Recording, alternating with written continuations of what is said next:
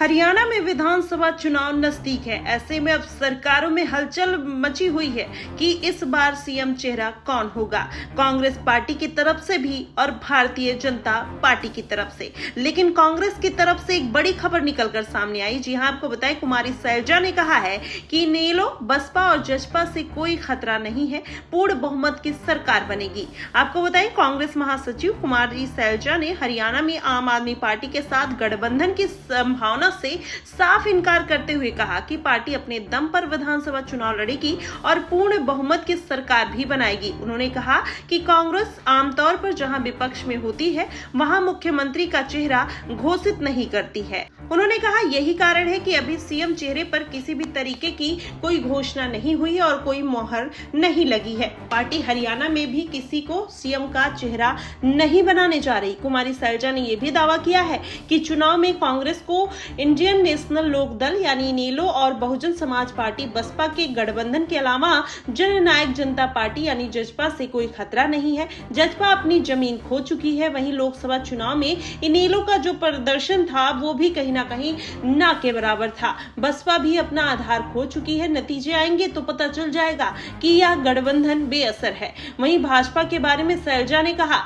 कि उसने पूरे हरियाणा में कोई खास आधार अब नहीं बचा है। प्रधानमंत्री नरेंद्र मोदी के आने के बाद उन्होंने किसी तरीके से सरकार बनाई। उन्होंने विधानसभा चुनाव में एक बार 46 सीटें जीती, दूसरी बार 40 सीटें हो गई। वहीं पिछले 10 वर्षों में जमीनी स्तर पर भाजपा का कोई काम नहीं दिखा। उनके राजनीतिक नेतृत्व और जनता के बीच जुड़ाव नहीं रहा।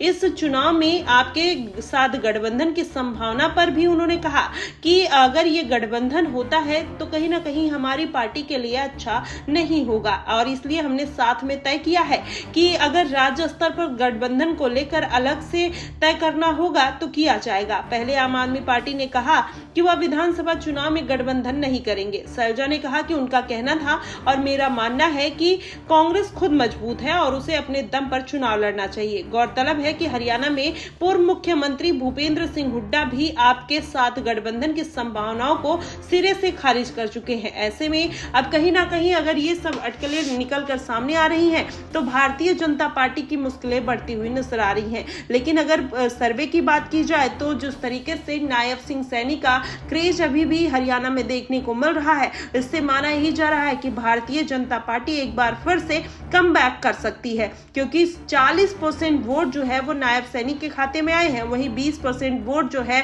वो कांग्रेस पार्टी के खाते में गए हैं। अन्य दल को 20% गए हैं। वहीं इनेलो और जसपा की बात करें तो उनको भी 10 से 15% वोट गए हुए हैं। तो ऐसे में माना ही जा रहा है कि अब कांग्रेस की स्थिति इतनी बेहतर तो नहीं है, लेकिन भारतीय जनता पार्टी एक बार हरियाणा सरकार के लिए फिर से कमबैक करती हुई नजर आ सकती है।